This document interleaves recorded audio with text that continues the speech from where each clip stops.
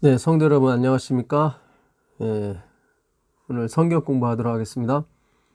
오늘은 저번 주에 이어서 다니엘서 두 번째 시간입니다. 예루살렘에서 바벨론으로. 기억절은 다니엘서 1장 17절입니다. 하나님이 이 네 소년에게 학문을 주시고 모든 서적을 깨닫게 하시고 지혜를 주셨으니 다니엘은 또 모든 환상과 꿈을 깨달아 알더라. 이 하나님의 주권에 대해서 말씀하고 있습니다. 그러니까 다니엘과 그 세 친구가 이 학문에 능통하고 모든 서적을 깨닫고 지혜가 있었던 것은, 또한 다니엘이 모든 환상과 꿈을 깨달을 수 있었던 것은 하나님이 네 소년에게 주셨다. 하나님이 주셨다. 그러니까 오늘 기억절은 하나님의 주권에 대해서 말씀하고 있습니다. 그 다니엘서 1장부터 그 얘기가 나오죠. 그러니까 그 여호야김 3년 BC 605년에 느부갓네살이 다니엘과 세 친구를 비롯해서 그 성전의 기명을 자기 신전에 옮깁니다. 1장 2절에 보면 주께서 유다왕 여호야김과 하나님의 전 기구 얼마를 그의 손에 붙이심에 그가 그것을 가지고 신할 땅 자기 신의 묘에 이르러 그 신의 보고에 두었더라. 총 5,400교였죠. 그래서 그 에스라서 1장 우리 저번에 다 살펴봤습니다. 세스바살이 그걸 다 회수하여서 그 하나님의 전이 있는 예루살렘으로 가져가게 됩니다. 그것이 이제는 그 BC 539년 그 다니엘서 1장 마지막 절에 있는 그 다니엘은 고레스 왕 원년까지 있었다고 나오죠. 그때 세스바살이 그 기명을 다 가지고 갑니다. 하나님이 다 찾으시는 거죠. 그 하나님의 주권입니다. 이거는 이 기명이 뭘 말을 할 줄 아는 것도 아니고 뭘 선택하는 것도 아니거든요. 자꾸 얘기하는 것은 하나님의 주권에 대해서 이 성경을 말하고 싶은 거예요. 뭘 먹고 안 먹고 그냥 그런 차원이 아니란 말이죠. 그러니까 이번 주 교과가 다니엘과 세 친구가 뜻을 정했다. 왕의 진미와 고기 대신에 포도주 대신에 나에게 채소와 물을 달라. 그 당시 채소와 물을 먹는 것은 짐승입니다. 바벨론에서는. 결국 다니엘과 세 친구는 자기의 낯생됨을 깨닫게 되는 거죠. 그 다니엘서 보게 되면 이 주권에 관한 문제가 많이 나오죠. 다니엘서 2장 21절에 그는 때와 기한을 변하시며 왕들을 폐하시고 왕들을 세우시고 지혜자에게 지혜를 주시고 지식자에게 총명을 주신다. 그래서 다니엘은 이 하나님의 주권에 대해서 이제 인정하기 시작한 거죠. 그는 때와 기한을 변경하십니다. 우리의 운명을 바꾸시는 분이 하나님이세요. 왕들을 폐하고 다시 세우시는 것도 하나님이십니다. 우리가 오늘날 선거 제도에 의해서 왕들이 폐하고 세워지고 하는 것 같지만 그렇지 않습니다. 하나님이 다 도구로 써주시는 것 뿐이죠. 선거 제도도 하나님이 도구로 쓰는 것 뿐이에요. 느부갓네살도 나중에 이제 자기가 고백을 하죠. 다니엘서 4장을 가보시면 다니엘서 4장을 가보겠습니다. 다니엘서 4장 35절 4장 35절 보겠습니다. 땅의 모든 거민을 없는 것 같이 여기시며 하늘의 군사에게든지 땅의 거민에게든지 그는 자기 뜻대로 행하시나니 누가 그의 손을 금하든지 혹시 이르기를 네가 무엇을 하느냐 할 자가 없도다. 그렇죠. 열방을 통해 물방울 같이 여기시고 먼지 같이 여기시는, 없는 거라는 거죠. 그게 바로 다니엘서가 우리에게 주고자 하는 메시지인 것입니다. 근데 이제 또 이 저자분께서 또 이제 이 주권을 처음에 얘기하다가 또 이제 또 다니엘의 어떤 선택, 다니엘 세 친구의 선택, 그들이 고기를 먹지 않고 거룩한 생활을 선택했다. 물과 채소를 먹었다. 그거는 이제 겉에서 보는 이야기고요. 제가 그 부정하는 것이 아니라 눈에 보이는 것이 있고 눈에 보이지 않는 것이 있습니다. 그러니까 형이 상학이 있고 형이 하학이 있죠. 형이 하학은 눈에 보이는 거고 형이 상학은 눈에 보이지 않는 거죠. 그 그리스 철학에도 이원론이 있지 않습니까? 눈에 보이는 게 있고 눈에 보이지 않는 게 있는 거죠. 영지주의라고 소위 말하는데요.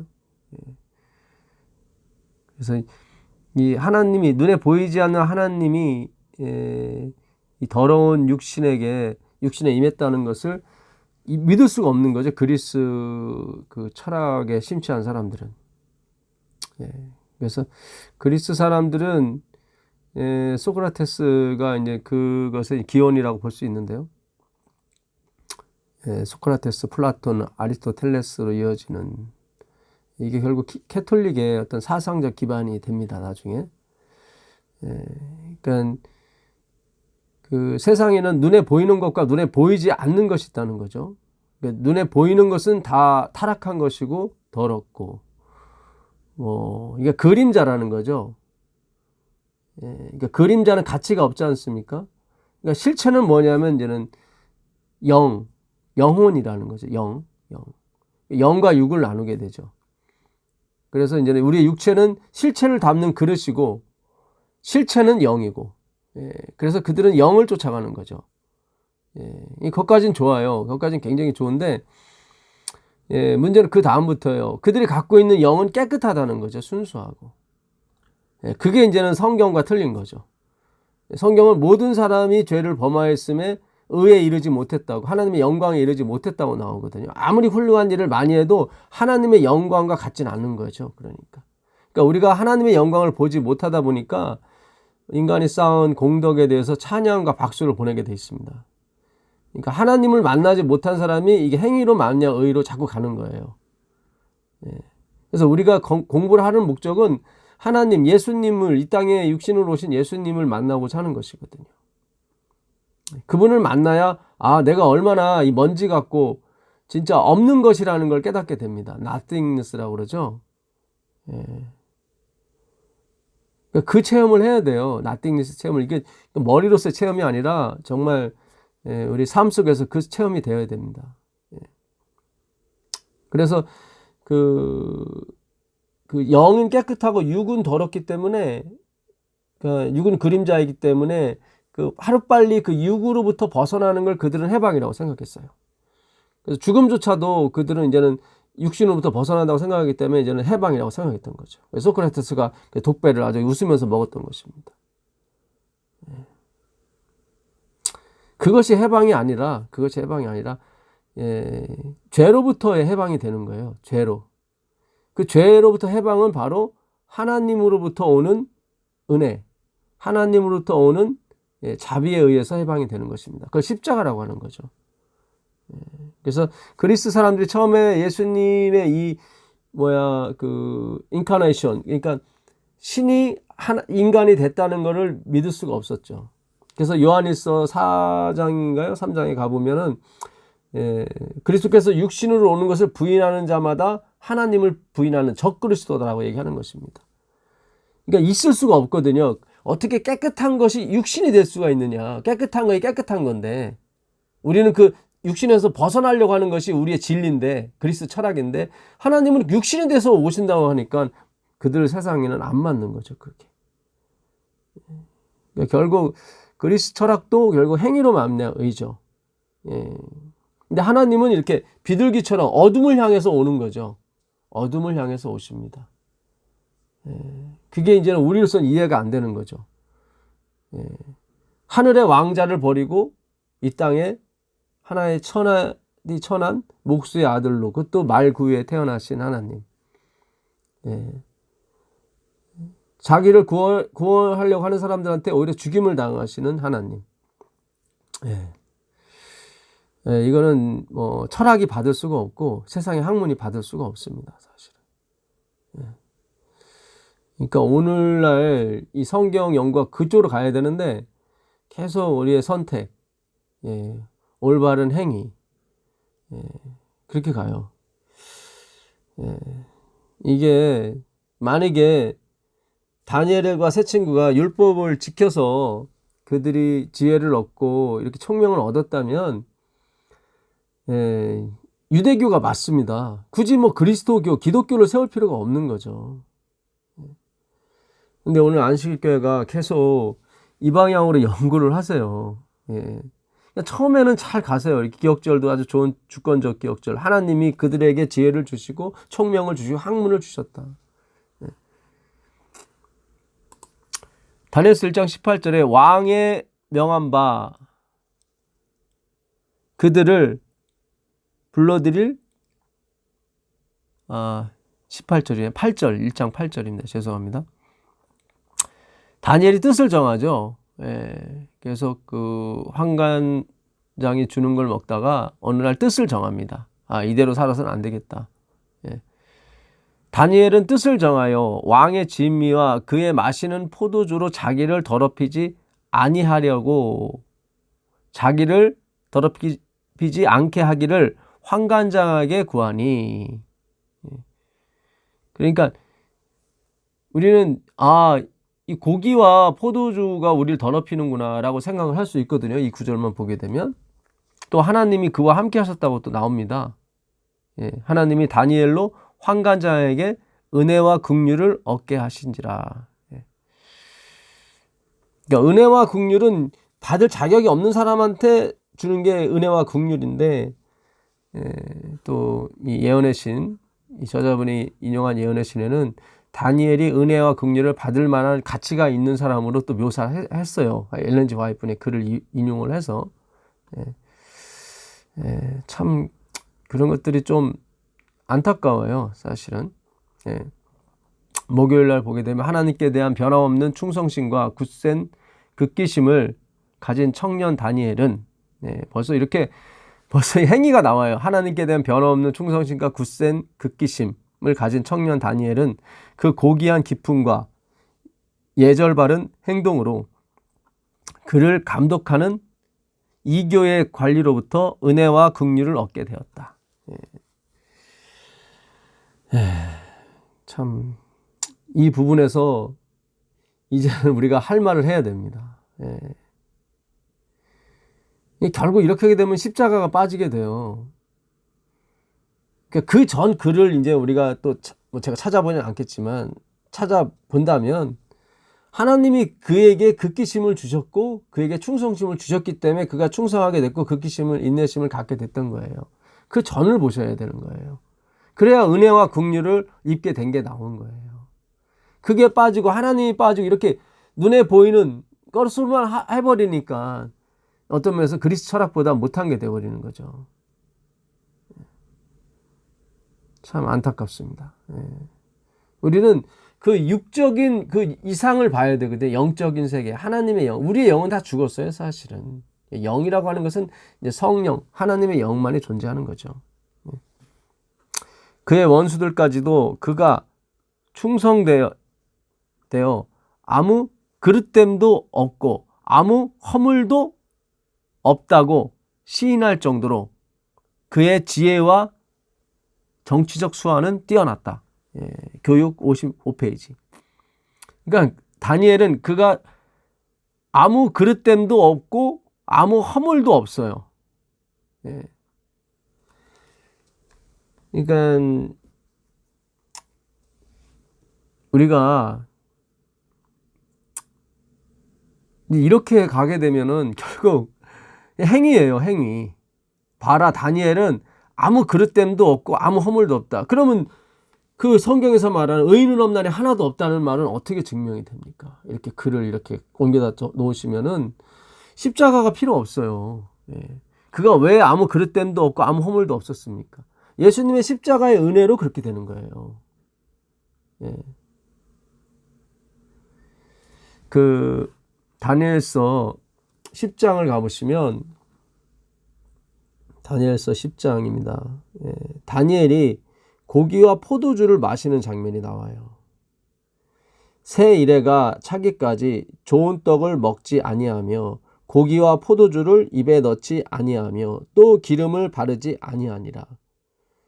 누가요? 다니엘이요. 다니엘이 이 환상과 계시를 받으면서 새 이래 잘 해석이 안 되고 좀 막 그 구장에서 여러 가지 좀 이해할 수 없는 기간과 그런 것들이 나오니까 그가 새 이래를 금식을 합니다.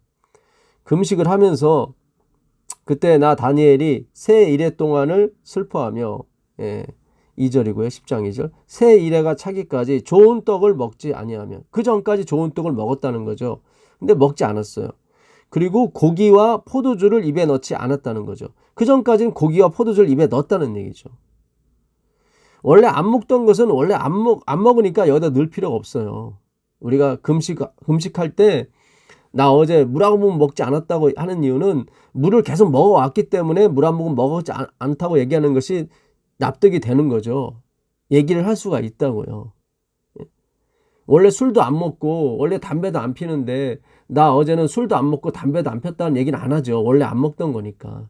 그러니까 기존에 먹던 걸 안 먹었다고 하는 것이 금식이거든요. 근데 다니엘이 새 이래가 차기까지 좋은 떡을 먹지 아니하며 고기와 포도주를 입에 넣지 아니하며 또 기름을 바르지 아니하니라. 그는 총리이기 때문에 머리에 항상 기름을 바르고 다녔었거든요.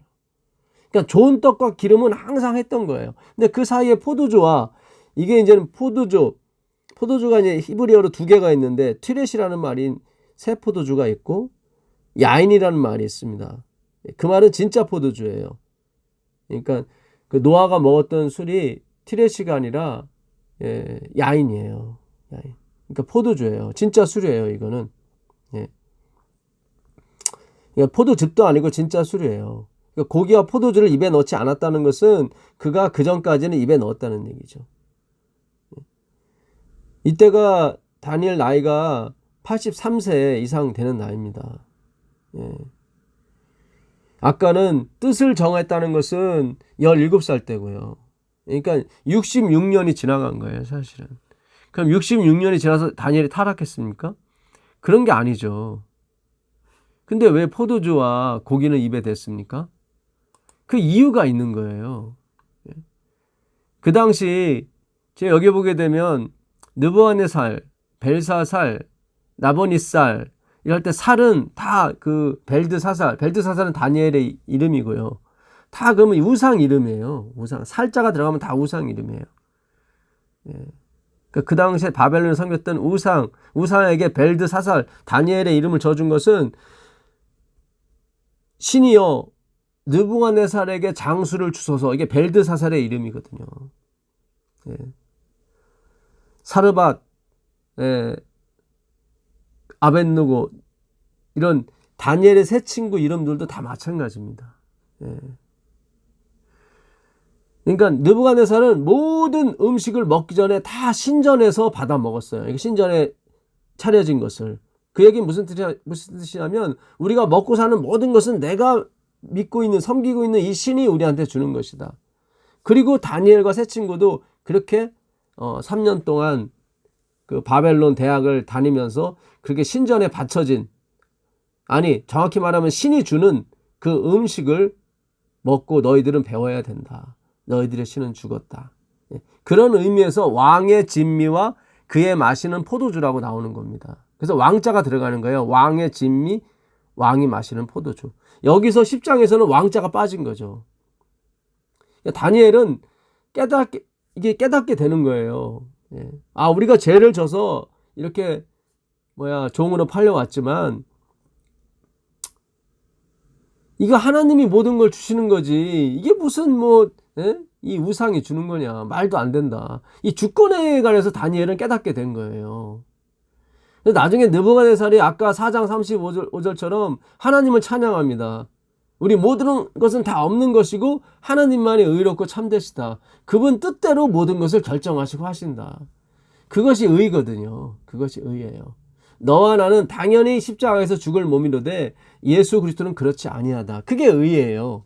그게 공통적이에요. 모든 구원받은 백성은 다 똑같은 이 14만 4천이 부르는 모세와 및 어린 양의 노래를 부르게 되어 있습니다.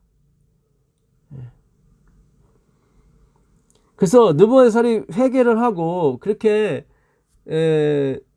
신은 하나님밖에 없구나 이렇게 깨닫게 되니까 굳이 이제는 종교적 싸움이 필요가 없는 거예요. 더 이상은 이제 우상에 바쳐진 제물로 다니엘과 세 친구가 먹거나 그러지 않습니다.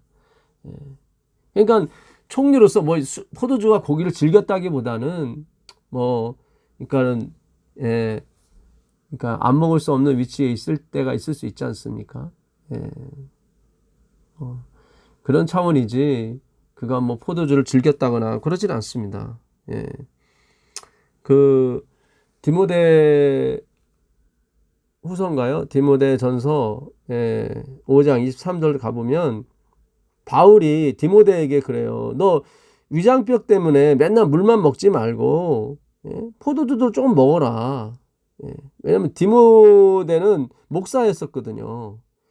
그래서 위장병을 갖고 있었는데 비위가 상하니까 밥을 잘 못 먹는 거예요.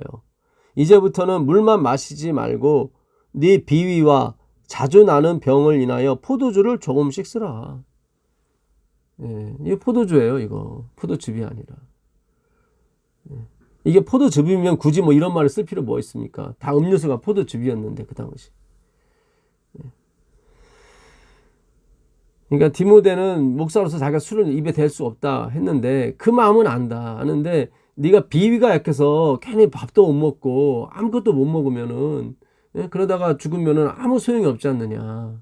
그러니까 약으로 쓰는 거는 괜찮다. 저희 외할머니도 옛날에 반주로 비위가 약해서 꼭 식사 전에 그 약주 반 잔씩 드시고 식사를 하셨거든요. 신경성 위장병 때문에. 그러니까 여러분 또 오해가 없으시길 바라겠습니다. 또 술 먹어도 괜찮네. 그 자체가 벌써 우리가 다 이게 뭐예요? 악에 찌든 사상이에요, 사실은. 그런 게 아니에요. 그런 게 아니에요. 하나님께서 그러시죠. 포도주와 독주는 죽는 자에게 줄 것이다. 그래야 그가 고통을 잊지 않겠는가. 그게 잠언 31장에 있는 내용 아닙니까? 그러면서도 하나님이 왕한테는 너는 절대로 포도주와 독주를 마셔서는 안 된다 그러잖아요. 그 왕은 누구를 가리키는데? 그리스도요. 예수 그리스도. 예수님에게만 하나님은 철저하셨다고요. 여러분 믿음으로 만냥 의는요. 자기에게는 철저하면서도 남에게는 배려가 있는 거예요. 근데 행위로 만냥 의는 자기한테는 아주 자비심이 많지만 나한테는 다른 사람한테는 인색해요. 그게 행위로 만냥 의예요. 믿음으로 만냥 의는 자기에게는 인색해요. 그러나 남한테는 후하단 말이죠. 그 어느 목사님이 집총 거부를 해서 몇십 년 전이죠. 이 형무소 살이를 하고 나오셔서 나중에 은퇴를 하시고 그런 말씀 하시는데 자기가 경험을 해봤잖아요. 집총 거부하고 나서 그 환난과 고통을 당해봤잖아요. 그러면서 하시는 말씀이 굳이 집총을 거부하지 말아라. 그런 말씀을 하시더라고요. 그러니까 이 말은 총을 잡아도 됩니다. 그런 뜻이 아니라 그 노 목사님께서 왜 그런 말씀을 하셨는지 충분히 이해가 가겠더라고요. 아마 그분은 다시 태어나도 집총을 거부할 거예요. 그러나 남한테만큼은 이게 구원과는 관계가 없으니까 그러니까 화이트분도 그랬잖아요. 양심의 자유에 맡게 된다고. 이 문제는 내가 이렇게 푸시하거나 그런 게 아니에요. 종교는 그래서 되는 게 아니에요. 율법주의는 자꾸 푸시를 해요. 그런 게 아닙니다. 다니엘이 붙잡히기 전에, 그 노예로 팔려오기 전에 그 예루살렘 성에 있었습니다. 하나님이 그 당시 선지자 예레미야를 통해서 이런 말씀을 하세요. 너희는 예루살렘 거리로, 예레미야 5장 1절입니다. 너희는 예루살렘 거리로 빨리 왕래하며 그 넓은 거리에서 찾아보고 알라. 너희가 만일 공의를 행하며, 이 차나크입니다. 진리를 구하고 미슈파트, 율법을 진정으로 구하는 자를 한 사람이라도 찾으면 내가 이 성을 사하리라. 그러니까 의인 한 사람이 없어서 예루살렘 멸망했어요. 다니엘 의인 아니었습니까? 아까 막 다 의인처럼 막 흠도 없고 점도 없고 나오잖아요. 아니에요. 예수님의 보혈이 없는, 예수님의 보혈을 깨닫지 못하는 그런 율법 행위는 아무 의미가 없습니다. 의미가 없어요. 여러분, 엘렌즈와의 기별에도 틀린 말이 있다는 게 아니라 옳아요. 옳지만은 우리가 감당하지 못할 말씀이 있어요. 성경에 그런 것처럼. 자, 잘 따라와 보세요. 성경 에레미야 한번 가보시자고요. 에레미야 11장 1절 가보세요. 에레미야 11장 1절입니다. 여호와께로부터 예레미야에게 임한 말씀이라. 가라사대 너희는 이 언약의 말을 듣고 유다인과 예루살렘 거민에게 고하라. 그들에게 이르기를 이스라엘 하나님 여호와께서 이같이 말씀하시되 이 언약의 말을 쫓지 않는 자는 저주를 받을지니라. 이 언약의 말씀은 이제 율법을 얘기하는 거겠죠. 이 언약은 내가 너희 열조를 쇠풀무 애굽 땅에서 이끌어 내던 날, 그러니까는 시내산에서 이제 예수님이 십계명과 율법을 공포하셨죠. 그 내던 날에 그들에게 명한 것이라. 곧 내가 이르기를 너희는 나의 목소리를 청종하고 나의 모든 명령을 조차 행하라. 그리하면 너희는 내 백성이 되고 나는 너희 하나님이 되리라. 내가 말한 시내산에서 공포한 613가지의 모든 계명과 윤리를 다 지켜라. 이거 거짓말이에요, 진실이에요? 진리잖아요. 이거 진리예요. 하나님 말씀하신 거니까. 근데 그들이 지켜냅니까? 못 지켜냅니까? 못 지켜내잖아요. 그러니까 엘렌 화이트에도 이런 글들이 수없이 많아요. 똑바로 살아야 된다, 완벽히 살아야 된다, 그런 말씀이 굉장히 많아요. 그게 틀린 말이 아니에요. 거짓말이 아니에요. 마치 예레미야 11장 1절부터 이 4절까지 말씀에 너희가 내 언약, 이 약속의 언약, 이 율법을 다 지켜 행하지 아니하면 너희는 저주를 받을지어다. 그 말이 진실인 것처럼 똑같아요. 근데 이 말만 있는 게 아니에요. 다 짝이 있다고요. 31장 31절 가보세요. 31장 31절. 나 여호와가 말하노라. 보라, 날이 이르니 내가 이스라엘 집과 유다 집에 언약을 세우리라. 나 여호와가 말하노라. 이 언약은 내가 그들의 열조의 손을 잡고 애굽 땅에서 인도하여 내던 날에 세운 것과 같지 아니할 것은, 아까 그들을 쇠풀무 애굽 땅에서 인도하여 내던 날에 맺은 언약이라고 나오거든요. 근데 이 언약, 이 새로운 언약은 그날에 맺은 언약과 같지 아니할 것은 내가 그들의 남편이 되었어도 그들이 내 언약을 파기하였습니다. 나 여호와가 말하노라. 그러나 그날 후에 내가 이스라엘 집과 맺을 언약은 이러하니 곧 내가 나의 법을 그들의 속에 두며 그 마음에 기록하며 나는 그들의 하나님이 되고 그들은 내 백성이 될 것이라. 이제 너희가 아니라 내가 이제 직접 내 손으로 너희 마음판에 내 율례와 법들을 새겨 넣을 것이다. 그러니까 행위의 주체가 나로부터 누구에게로요? 예수님에게로 바뀌어가는 것입니다. 그것이 바로 새로운 언약이에요. 그것이 새로운 언약이에요. 그러니까 오늘 우리가 이 다니엘이 그러니까 뭡니까? 이 율법을 어떻게 우리가, 다니엘이 이거를 못 지켰기 때문에. 그러니까 이번 주 교과 저자분이 그런 얘기를 해요. 이스라엘 백성이 이 율법을 못 지켰기 때문에, 멸시했기 때문에 그들이 잡혀갔다. 근데 그런 게 아니에요. 예수님을 멀리했기 때문에, 하나님의 주권을 멀리했기 때문에 그래요. 금요일 날 보시면 이것도 같은 교육책에 있는 말씀인데 54페이지 이스라엘 백성이 하나님의 율법을 떠남으로 자초한 굴욕을 통하여 하나님은 그분의 최상권과 거룩한 요구 그리고 복종에 대한 확실한 결과를 바벨론 사람들에게 명확하게 보여주셨다. 그러니까 이스라엘 백성이 멸망한 것은 순종하지 않았기 때문에 그들이 율법을 떠났기 때문에 하나님은 그분의 최상권과 거룩한 요구 그리고 복종에 대한 확실한 결과를 바벨론 사람에게 정확하게 보여주셨다는 거예요. 그리고 또한 하나님은 그분께 끝까지 충성하는 사람들을 통하여 이를 증언하셨다. 그래서 결국 율법에 순종해라고 자꾸 얘기를 한다고요. 그러면 그 당시 에레미야가 아까도 말씀드렸지만 이스라엘 그 예루살렘에 가서 정말로 율법을 지키고 정말로 뭡니까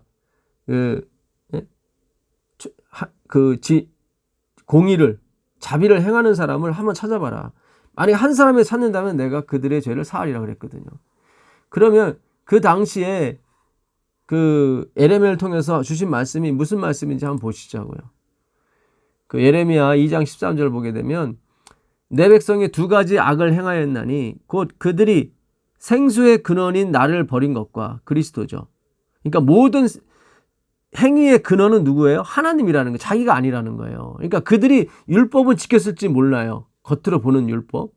그러나 그것이 근원이 자기 자신이었단 말이죠. 마치 그리스 철학이 언뜻 보기엔 진리처럼 보여요. 영과 육을 나누잖아요. 근데 자기 영은 살아있는 영이라고 착각한다고요. 성령 같은 존재라고. 무결점에. 아니란 말이죠. 똑같아요. 우리의 영은 보이지 않는 것뿐이지 육과 똑같다는 말이죠.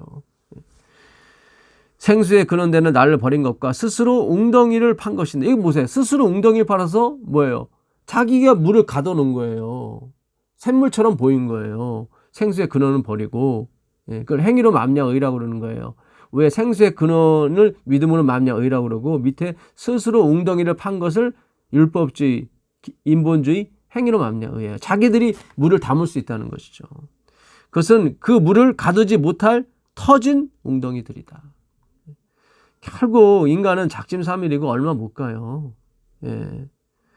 오늘 우리가 이 다니엘서를 처음을 잘 시작하셔야 됩니다. 이 인본주의를 부셔야 돼요. 그리고 다니엘서를 연구하셔야 돼요. 그래야 하나님의 주권이 보이기 시작하고 하나님의 은혜와 긍휼이 보이기 시작합니다. 2장 22절 보시면 주 여호와의 말씀이니라 내가 잿물로 스스로 씻으며 내가 많은 비누를 쓸지라도 내 죄악이 내 앞에 그대로 있느니라. 아무리 좋은 걸로 씻어봐라. 씻어지나. 안 된다는 거죠. 너의 행위로는 절대로 너의 죄악을 씻을 수 없다는 거죠. 그 다음에 발정난 나귀 얘기가 나와요. 우리는 이 행위로 가려고 하는 사상이 발정난 나귀와 같다는 것이에요. 그러니까 우리가 굳이 뭐 행위 안 하려고 해도 행위가 저절로 나와요. 아무리 믿음으로 만명의해도 행위 신앙이 나와요. 그래서 우리는 회개를 해서 구원을 받는 거지 내가 진정한 믿음을 갖고 구원받는 게 아닙니다. 다니엘도 분명히 회개를 했을 거예요. 자기가 지금 행위로 구원 얻으려고 했고 다니엘은 어려서부터 음식을 구별하는 습성을 가졌던 사람이거든요. 그러니까 몸에 밴 사람이에요. 만약에 그 행위가 옳다라고 그러면은 아까 에레미야 5장 1절은 잘못된 거죠. 하나님 잘못 보신 거죠. 적어도 1명 이상 4명이 의인이 있었는데 몰라보신 거죠. 근데 하나님은 아니에요. 한 사람도 없었다는 거죠. 행위는 똑같았단 말이죠. 의식이 바뀐 거예요. 이게 바로 카이노스, 새 것이라고 하는 것입니다. 그러므로 이제 그리스도 예수 안에서는 새로운 피조물이라 했을 때 이전 것은 지나갔으니 보라 새 것이 되었도다. 그 새가 뭐예요? 네오스, 뉴가 아니라 완전히 바뀐 게 아니라 카이노스예요. 고린도후서 5장 17절. 그거는 생각만 바뀐 상태예요. 생각만 바뀐 상태예요. 그대로예요. 그대로 가는데 생각만 바뀐 상태가 뭐예요? 그거를 카이노스, 새 것이라고 하는 것입니다. 이전 것은 지나갔다. 이전 것. 그거는 뭐예요? 아르케. 자기가 머리라고 하는 거죠. 자기 인본주의를 얘기하는 거예요. 자기가 자기의 주인인 거예요. 그 시대는 갔다. 그게 바로 그리스도 예수 안에서 있는 새로운 피조물인 거예요. 행위는 똑같아요. 버릇은 똑같고 성격도 똑같아요. 근데 생각이 바뀐 거예요. 주인이 내가 아니라 그리스도다. 그게 새로운 피조물이에요. 다니엘은 그렇게 된 거예요. 그렇게 된 거예요. 예레미야 3장 6절 요시야 왕 때에 요시야 왕이 누굽니까? 성경에 열왕기하 23장 23절 보게 되면 요시야처럼 유월절을 지키는 왕도 없었고 산당, 바알, 이런 거 깨 부순 자는 누구밖에 없었다. 요시야밖에 없었어요. 다 산당은 남겨놨었거든요. 그러니까 히스기야하고 요시야만이 산당, 각지에 있는 그 산당에서 나중에 예배도 드리고 그랬었거든요. 근데 그것조차 다 때려 붓기고 뭐예요? 오직 예루살렘에서 유월절과 모든 제사, 율법, 모세의 율법을 따라 지킨 왕은 누구밖에 없었어요? 요시야 왕밖에 없었어요. 그러나 이 사람도 그 백 믿고 자기가 율법을 지킨 거 믿고 나가 싸우다가 결국 요절하지 않습니까? 그 39인가요? 8살에 왕이 돼서 31년, 그러니까 39 맞네요. 그러니까 성경은 율법을 지키라고 얘기한 게 아니에요. 그러니까 설사 엘렌 G 화이트 부인이 그렇게 썼을지라도 그거는 예레미야 11장 1절과 같은 거예요. 옛 언약인 거예요. 옛 언약으로서 존재하는 거예요. 왜냐하면 그 옛 언약이 있어야 지금 새 언약이 우리에게 너무 좋다는 것을 우리가 깨닫게 되거든요. 그러니까 혹 엘렌 G 화이트의 글을 잘못 이렇게 아셔서 틀렸다. 복음이 맞는데 화이트 부인은 율법을 지켜야 구원 얻는다 쪽으로 쓴 글이 약간 있거든요. 오늘 글처럼 그들이 마치 율법을 안 지켜서 이렇게 팔려간 것처럼 보인단 말이죠. 그게 아니라 그거는 옛 언약으로서 쓰여진 거예요. 그러니까 그게 필요한 거예요. 그게 있어야 돼요. 율법이 있어야 돼요. 그래야 하나님의 구원이 자비롭고 은혜롭고 노하기를 더디하는 하나님이신 줄 안단 말이죠. 그래서 엘렌 G 화이트 글에 그런 율법적인 요소가 있는 것입니다. 요시야 왕 때 여호와께서 또 내게 이르시되 네가 패역한 이스라엘의 행한 바를 보았느냐. 그가 모든 높은 산에 오르며 모든 푸른 나무 아래로 가서 행음하였도다. 그가 이 모든 일을 행한 후에 내가 말하기를 그가 내게로 돌아오리라 하였으나 오히려 내게로 돌아오지 아니하고 그 패역한 자 유다는 그것을 보았느니라. 내게 패역한 이스라엘이 간음을 행하였으므로 내가 그를 내어 쫓고 이혼서까지 써주었으되 그 패역한 자매 유다가 두려워하지 아니하고 자기도 가서 행음함을 내가 보았노라. 그가 돌과 나무로 더불어 행음함을 가볍게 여기고 행음하여 이 땅을 더럽혔거늘 이 모든 일이 있어도 그 패역한 자매 유다가, 그러니까는 그 누이 이스라엘이 패역 우상을 섬겨서 다 내쫓겼는데도 그걸 보고도 그보다 더 행음을 했다는 거죠. 요시야 왕 때. 요시야는 개혁한 왕인데.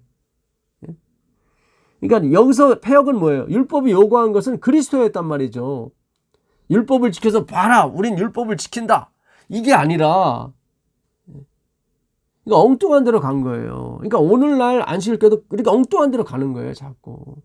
제가 율법을 패했다, 율법을 안 지켜도 된다, 그런 의미가 아니에요. 예수를 믿으라는 거예요. 근데 예수를 믿기 위해서는 반드시 율법이 존재해야 된단 말이죠. 그냥 대충 믿는 게 아니라요. 진짜 간절한 마음으로. 주님이 아니었으면 우리가 어떻게 될 뻔했습니까? 그런 마음 있지 않습니까?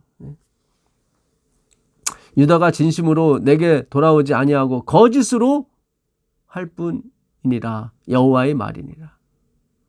그러니까 그들이 돌아왔긴 돌아왔는데 거짓으로 돌아왔대요. 그러니까 요시야가 모든 모세의 율법을 다 지킨 다음에 됐죠.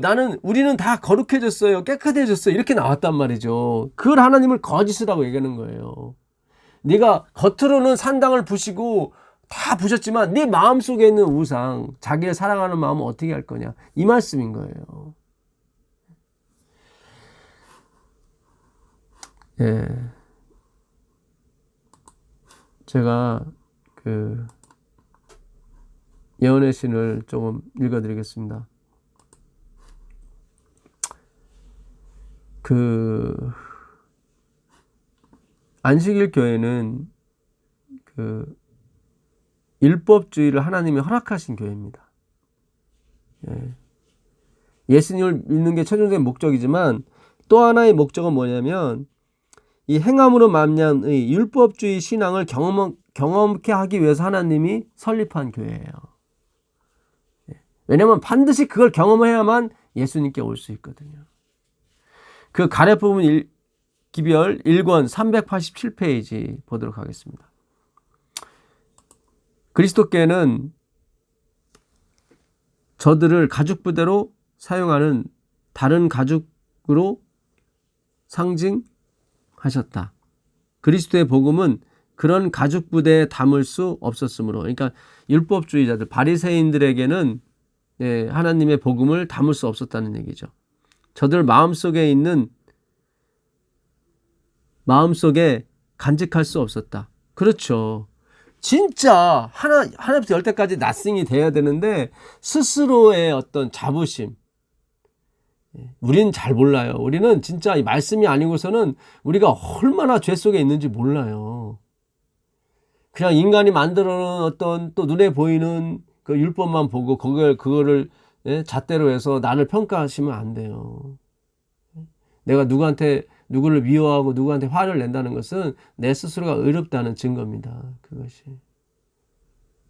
다시 한번 말씀드릴게요. 내가 누구를 미워한다든가 누구를 이해할 수 없다고 얘기한다든가 그런 생각들은 내 자신은 그렇지 않다는 걸 얘기하는 거거든요.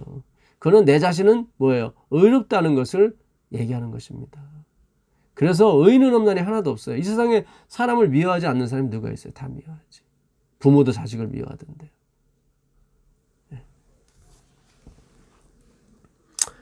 또한 저들은 주님의 새 포도즙을 담을 수 있는 새 가죽부대가 될 수도 없었다.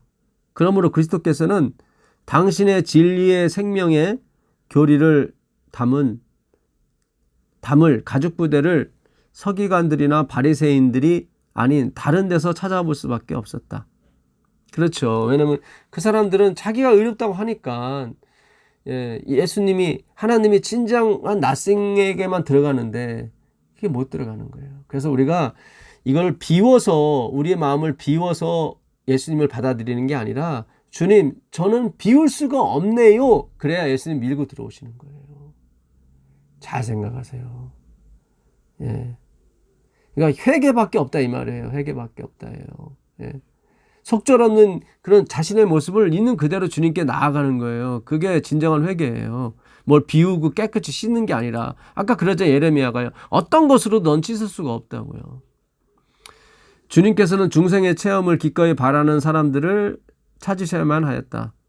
그렇죠. 나는 내가 다시 태어나지 않는 한 나는 영원히 변하지 않아. 그런 사람을 찾으시는 거예요. 주님께서는 사람들에게 새 마음을 주시기 위해 오셨다. 주님께서는 새 마음을 너희에게 줄 것이라고 말씀하셨다. 그러나 그리스도의 시대에 있어서나 오늘날에 있어서나 스스로 의롭다 하는 정신은 새 마음을 가질 필요성을 느끼지 않는다. 소위 말해서 안식일만 지켜도요, 우리가 나는 죄인이 아니라고 생각해요. 참, 이게 무섭습니다. 인간은 뭘 하나 지키라고 이렇게 주면은 열심히 지켜요. 그리고 자기는 이제 지켰다고 생각을 해요. 화 있을진저 외식하는 서기관들과 바리새인들이요, 너희가 박하와 해안가 근처에 11조를 들이되 율법에 더 중한 바, 여기 율법이 더 중한 바가 있죠. 그리스도를 얘기하는 거예요. 의와 인과 신 그리스도예요. 성부 성자 성령. 의와 인과 신은 버렸도다. 그러나 이것도 행하고 저것도 버리지 말아야 할 것이니라. 마태복음 23장 2절부터 7절 23절이라고 말씀하셨다. 남은 교회는, 이 남은 교회가 뭐예요? 안식일 교회 얘기하는 거예요. 이 남은 교회는 유대인들이, 물론 이 남은 교회라고 했을 때 우리가 이제는 안식일 교회뿐만 아니라 타 교파 교회도 우리가 포함할 수 있습니다. 성경의 라오디 교회가 다 예수님을 믿는다고 하는 교회들이니까. 카톨릭을 이슈해서 다 예수님 믿는다고 하지 않습니까? 그러니까 마지막에 그 남은 교회는 유대인들이 경험한 바와 같은 흡사한 경험을 치르도록 부르심을 받았다. 여기 나오잖아요. 남은 교회는 안식일 교회를 비롯해서 모든 교회는 유대인들이 경험한 바와 같은 흡사한 경험. 그게 뭐예요? 바리새인 경험, 율법주의 경험이죠. 그걸 치르도록 부르심을 받았어요. 그래서 설립이 된 거예요. 일곱 금초대 사이에서 오르락내리락 하시는 충성된 증인께서는 당신의 백성들에게 전할 엄숙한 기별을 가지고 계신다. 하나님의 백성들이 성령에 연합케 하시는 섭리. 그러니까 성령이 주도하시는 거예요. 우리가 성령을 불러서 우리 연합하게 해주세요. 그런 게 아니라 성령에 연합케 하시는 섭리예요. 성령은 뭐예요? 깨끗한 말씀. 그 성령에 연합케 하시는 섭리 가운데 하나가 될 때에 유대 백성의 죄였던 모든 바리새인적 사상과 스스로 의롭다 하는 모든 기만적 신앙이 저들의 심령에서 추방될 것이다. 그러니까 성령이 오시기 전까지는 뭐예요? 다 바리새인이라는 얘기예요. 지금 엘렌 G 화이트는 그게 맞잖아요. 그러니까 성령이 충만하지도 않는데 추방도 안 시켰는데 의롭다고 하니까 이게 문제가 심각한 거예요. 내가 목사라고 그래서 거룩한 거 아니에요. 똑같아요. 그냥 펑션이라니까요. 펑션. 기능이라고요. 포지션이 아니라. 그리스도의 형상이 당신의 제자가 되는 각 신자에게 새겨질 것이며 당신의 백성은 새 포도즙을 담을 수 있는 새 가죽부대가 될 것이며 새 포도즙은 가죽부대를 찢지 않을 것이다. 하나님께서는 여러 세대 동안 숨겨져 있던 신비를 알게 하실 것이다. 하나님께서는 여러 세대 동안 감추었던 비밀, 하나님의 말씀의 신비죠. 그것이 그 진리의 신비를 알게 할 것이다. 예, 오늘날 아닙니까? 그 다음 페이지 388페이지예요. 율법주의적 신앙이 이 시대를 위하여 꽤 올바른 신앙처럼 여겨왔다. 아이고, 정확하게 얘기를 하는 거예요. 율법주의적 신앙이 이 시대를 위하여 꽤 올바른 신앙처럼 여겨왔다. 그러나 그것은 큰 실수이다. 엄청난 실수였던 거예요, 이게. 근데 그걸 하나님이 허용하신 거예요. 그 실수를 하도록 이 안식일교회, 재림교회를 세우신 것입니다. 이건 제 얘기가 아니라 엘렌 G 화이트의 글을 지금 제가 낭독해 드리는 겁니다.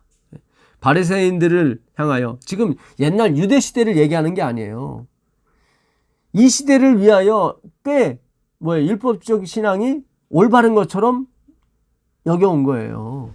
하나님 허락 없이 어떻게 왔겠습니까? 그리스도의 하신 견책은 저희 첫사랑을 잊어버린 자들에게 적절한 것이다. 그러니까 처음 사랑은 뭡니까? 오직 예수님만 보고 왔었거든요. 그들은 율법이나 그런 게 아니라 자기 행위가 아니라 냉담하고 율법주의적인 신앙은 사랑이 결여되고 그리스도가 없는 신앙이므로 결코 영혼들을 그리스도에게로 인도할 수 없다. 교회로 인도할 수 있을지는 모르겠지만 결코 예수님께는 인도할 수가 없습니다. 교회를 다닌다고 예수님께 인도 안 받는 거 아닌 것입니다. 잘 생각하셔요. 자신을 정당화시키려는 정신으로 행한 금식과 기도는 하나님께서 가증히 여기시는 것이 되었다. 우리가 하는 신앙은 다 그렇잖아요. 금식과 기도, 신앙, 예배도 그걸 하고 나면 내가 마치 뭔가 다 한 것처럼 이렇게 착각을 만들게 해준다니까요. 예배를 위한 엄숙한 집회, 관습적으로 항상 행하는 종교적 의식, 의식적인 겸비, 외식적인 겸비. 외식적인 겸비. 얼마나 겸손하고 친절한 것처럼 보입니까? 근데 보여요. 이게 그 외식인지 진실인지 다 보여요. 부가되는 희생제물, 그 헌금생활 얘기하는 거예요. 부가되는 희생제물, 헌금생활 등 이런 모든 것들은 이런 일들을 행하는 자들이 각기 자신을 스스로 의롭게 생각하고 있다는 증거를 세상 사람들에게 선포한다. 그렇죠. 그러니까 세상 사람들은 저 사람 정말 교회에서 열심히 봉사하고 열심히 종교생활하고 저래야 구원받는가 봐 하고 착각을 일으킨다 이 말이에요. 이러한 일들은 목격자들에게 엄격한 의무들을 주목하게 하며, 그렇죠. 아, 저렇게 시집도 안 가고 장가도 안 가고 저렇게 열심히 섬겨야 구원을 받나 봐. 이렇게 엄격한 의무들만은 주목하게 해요. 오늘날 다니엘과 세 친구들이 한 그 엄격한 의무들만 주목하게 만드는 거예요, 지금. 예. 오늘날 성경 공부와 이 교과가 그렇게 가는 거예요. 그런 거 아니라니까요. 예. 엘렌 화이트 얘기한 글, 아까 이번 주 교과, 예? 다니엘은 흠도 없고 결점도 없고 이런 거, 그것도 다 옳아요, 맞아요. 근데 그건 십자가의 보혈에 의해서 그렇게 된 거고, 칭의의 개념이라 이 얘기죠. 그 본질이 변한 게 아니라요. 다니엘과 세 친구가. 주목하게 하며 이런 사람들은 하늘에 들어갈 자격이 있다고 말한다. 그렇죠. 아, 다니엘처럼 그렇게 뜻을 정해야 이게 하늘에 가나 봐. 우리 계속 어렸을 때부터 성경학교 때부터 그렇게 가르쳤다고요. 그래서 어느 한 주간은 예수님에 대해서 가르치고, 어느 한 주간은 다니엘에서 가르치고, 어느 한 주간은 아브라함에서 가르치고, 이렇게 예수님은 그냥 갓 하나의 신이 돼버렸지 더 갓이 안 됐단 말이죠. 오직 유일한 하나님이 돼야 되는데, 예수님이. 그러면 이거 캐톨릭이나 똑같은 거예요. 오늘날 우리가 예수님 가르칩니다. 한 주간은. 그리고 또 한 주간은 왜? 다니엘 가르치고, 또 한 주간은 요셉 가르치고, 다니엘처럼 살아야 돼, 요셉처럼 살아야 돼, 또 이제 한 주간 예수님처럼 살아야 돼, 이렇게 한단 말이죠. 이게 바로, 이게 다신론이지, 이게 뭡니까? 이게. 아까 에레미야서 보게 되면 그들이 그래요. 우리가 언제 바알을 섬겼으며, 우리가 언제 뭘 섬겼냐고. 예? 한번 가볼까요? 예. 진짜 그래요. 참, 이게, 예레미야 2장 아까, 예? 예레미야 2장 가보시면 2장 23절, 내가 어찌 말하기를 나는 더럽히지지 아니하였다, 바알들의 뒤를 따르지 아니하였다 하겠느냐.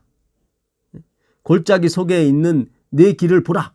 네 마음속에 이 골짜기 길을 봐라. 너 세상을 사랑하지 않느냐, 너 여자를 좋아하지 않느냐, 명예와 돈을 좋아하지 않느냐, 그걸 봐라. 그게 다 바알들이지 뭐냐, 그게.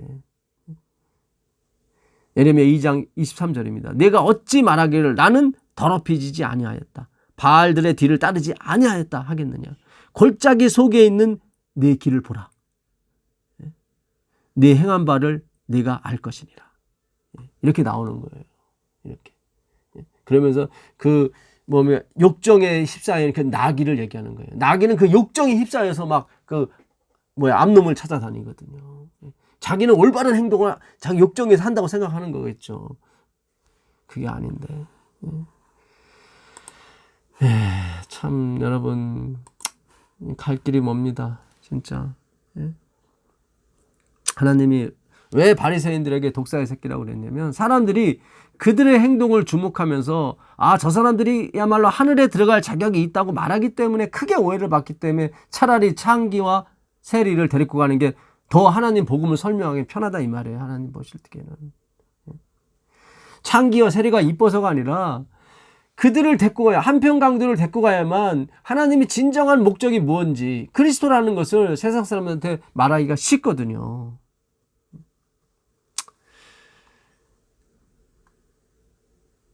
그들의 엄격한 의무들을 주목하게 하며 이러한 사람은 하늘에 들어갈 자격이 있다고 말한다. 그러나 이것은 전혀 기만에 속하는 일이다.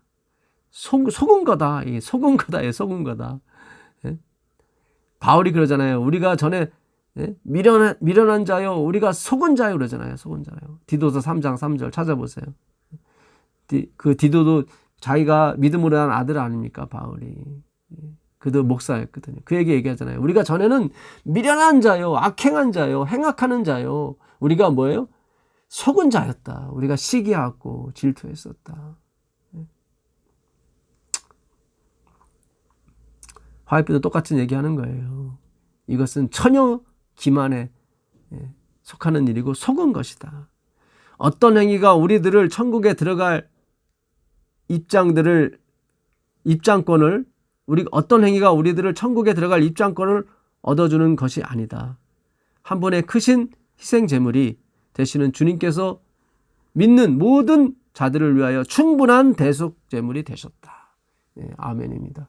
그분 한 분으로 충만해요. 뭐 율법을 지키고 그런 게 아니란 말이죠. 그분이 율법을 다 지켜서 우리에게 전가시켜 주시는 거예요. 그래서 우리는 율법을 다 지키게 돼 있습니다. 그리스도의 사랑은 신자에게 새로운 생명을 불어넣어 줄 것이다. 그렇죠. 그리스도 한 분만으로 하는 신앙이야말로 우리에게 뭐예요? 새로운 생명을 불어넣어 준다고요. 생명의 샘에서 물을 마시는 자는 왕국의 새 포도즙으로 배부르게 될 것이다. 그리스도에 대한 신앙은 신자에게 올바른 정신과 동기를 자극시킬 방법이 되며 믿음의 주에 온전케 하신 인 예수를 바라보는 자에게서 모든 선함과 천국의 뜻을 둔 사상이 우러나올 것이다. 이게 맞잖아요. 정말 그리스도만 바라보게 되면요, 천국에 맞는 행동이 나와요. 우러나온다고요. 올바른 정신과 동기를 자극시킨다고요. 여러분, 그리스도에 대한 신앙이 뭡니까? 성경 연구예요. 우리가 저번에 공부할 때, 엊그제 우리가 성경 공부할 때 엘레나에 그랬잖아요. 그리스도를 바라본다는 건 무엇인가? 있는 그대로 예수 그리스도의 생애를 연구하는 것이다. 바로 화목제물 되시는 그 피를 모두 받아내시는 필라스테리온, 우리가 배웠지 않습니까? 속죄소. 신약에 2번밖에 없는 단어. 필라스테리온, 화목제물. 법계 위에 덮는 그 덮개 있죠? 그걸 속죄소, 필라스테리온, 화목제물이라고 하지 않습니까? 그 화목제물 위에 피를 가득 붓잖아요. 모든 사망과 모든 죄악은 다 화목제물이 받으시는 거예요. 그 예수 그리스도를 바라보는 자에게서 모든 선함과 천국의 뜻을 둔 사상이 우러나올 것이다.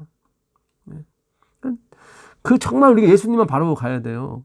하나님께서는 그대들의 모든 연약한 것들을 친히 참으심으로 감당하시고 용서하시며 바로잡아 주시기를 원하시는 하늘 아버지시다. 그러니까 반드시 잡아주신다고요. 반드시 잡아주세요. 그리스도만 믿고 가게 되죠. 반드시 잡아준다는 게 무슨 뜻이에요? 율법을 지키게 만들어 주신다 이 말이에요. 율법이 감당하지 못할 정도로 71일만 성전에 모이기 힘쓰는 게 아니라 매일 모이기 힘쓴다니까요. 11조만 내는 게 아니라 모든 것을 팔아서 필요한 사람에게 나눠준다니까요. 율법도 감당하지 못하는 그런 율법 지킴이 나온다고요. 영생은 곧 유일하신 참 하나님과 그의 보내신 자 예수 그리스도를 아는 것이다. 요한복음 17장 3절. 그리스도를 바라봄으로, 성경을 연구함으로, 같은 말입니다. 그리스도를 바라봄으로 그대들은 변화하게 될 것이다. 그대들이 전에 품고 있던 교만심, 허영심, 자존심, 스스로 의롭다 하는 정신 및 불신을 증오하게 될 것이다. 그래요. 이런 모든 것들이 다 우리의 증오 대상이 됩니다. 자부심, 자만심, 교만심, 허영심, 자존심. 이런 모든 것들이 다 어떻게 해요? 우리의 증오의 대상이 될 것입니다. 따라서 그대들은 이러한 죄들을 무가치한 멍에처럼 버리게 될 것이며 하나님 앞에서 겸비하고 온유하며 진실하게 행할 것이다. 그대들은 사랑, 인내, 온유, 자비, 양성, 충성, 온유, 절제 및 하나님의 자녀에게 있어야 할 모든 은혜스러운 일들을 행할 것이며 마침내 성화되고 거룩한 백성들과 함께 자리를 같이 하게 될 것이다. 아멘입니다. 하늘나라 간다는 얘기죠. 예수님과 영원토록 말씀 연구한다는 뜻이에요. 저도 이제 제가 외치는 것이 아니라 예수님 입에서 나오는 그 어마어마한 말씀들, 우리가 이 땅에서 배웠던 것도 다 네피오스적으로 다 버리게 될, 마치 아기가 갖고 있었던, 우리가 장성한 어린이 돼서는 어린아이 때의 일들을 버리는 것처럼 지금 우리가 은혜롭게 들었던 모든 말씀도 다 버릴 수밖에 없는 그런 자비와 온유가 풍성하신 그 예수님의 그 성경 연구를 하늘에서도 우리가 들을 수 있고, 우리가 배울 수 있게 되는 것입니다. 그날이 오기를 간절히 바라면서 오늘 다니엘서 2번째 시간 마치도록 하겠습니다. 하늘에 계신 아버지 하나님, 우리 다니엘서 1장을 통해 하나님 우리에게 주시고자 하는 그 메시지를 우리가 오늘 들었습니다. 왜 하나님께서 다니엘을 고레스 원년까지 두셨는지,